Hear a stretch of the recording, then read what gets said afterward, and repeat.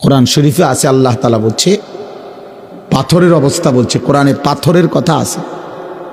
আল্লাহ তাআলা বলছে পাথর, কোরআনুল কারীমে স্পষ্ট আছে যে পাহাড়ের গা বেয়ে ঝর্ণার পানি পড়ে।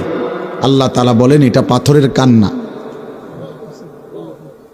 ওয়া ইন্না মিনাল হিজারাতি লামা ইয়াতাফাজ্জারু মিনহুল আনহার, পাহাড় ফেটে সেখান থেকে নহর প্রবাহিত হয় এই পাহাড়ের গা বেয়ে। ওয়া ইন্না মিনহা লামা ইয়াহবিতু মিন খাশিয়াতিল্লাহ, আল্লাহ বলছে অনেক পাথর আছে এমন পাহাড়ের উপরে যেগুলো আল্লাহর ভয়ে পাহাড়ের গা বেয়ে নিচে খসে পড়ে। পাহাড় পাথর। আর এই নাফরমান 30 বছরেও কোনো চেঞ্জ নেই, 60 বছরেও কোনো চেঞ্জ নাই। কেন? মানুষ এত শক্ত হবে কেন?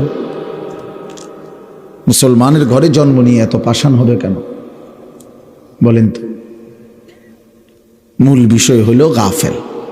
সে আখেরাতকে কিছুই মনে করে না, সে আল্লাহকে কিছুই তুচ্ছও মনে করে না, কিছুই মনে করে না, আল্লাহকে কিছুই মনে করে না।